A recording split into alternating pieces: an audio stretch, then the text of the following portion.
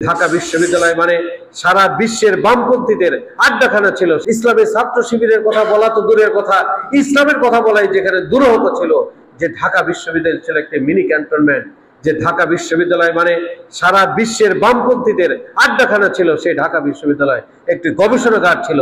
সেই ঢাকা বিশ্ববিদ্যালয় যেখানে কোনোদিন শিবির, ছাত্র শিবির বা ইসলামের কোনো নামগন্ধ নেওয়া যেত না, সেই ঢাকা বিশ্ববিদ্যালয়, জাহাঙ্গীরনগর বিশ্ববিদ্যালয়ে যখন শিবির জয়লাভ করে, কোনোদিন যারা বিজয় লাভ করে না, তারা যখন বিজয় লাভ করে, তখন কি আপনার মনের ভিতরে, আপনারা যারা রুট লেভেলে দায়িত্ব পালন করছেন, আপনারা যারা কেন্দ্রে কেন্দ্রে দায়িত্ব পালন করবেন, আগামী দিনের কেন্দ্রকে বিজয়ী করবেন, আপনাদের মনে কি সেই আশা জাগে না যেখানে আল্লাহ রাব্বুল আলামিন কোনোদিন বসুন্ধরা টিস্যু অশুদ্ধতার বিরুদ্ধে এক বিন্দুও ছাড় নয়।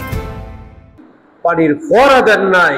ইসমাইল আলাইহিস সালামের পায়ের বাড়িতে যে মরুভূমি পানি প্রাপ্ত হয়, সেই রকম ভাবে সেই ময়দানেও, সেই টাঙ্গাইলেও যেখানে ইসলামী আন্দোলন, ইসলামী জামাত ইসলামী কোনোদিন বিজয় লাভ করে নাই, এই ময়দানেও আল্লাহর পতাকা উড়বে, এই ময়দানে আল্লাহর পতাকা বিজয় লাভ করবে, এই ময়দানেও আল্লাহর মুমিনরা বিজয়ের নারায়ে তাকবীরের স্লোগান ধরাবে ইনশাআল্লাহ।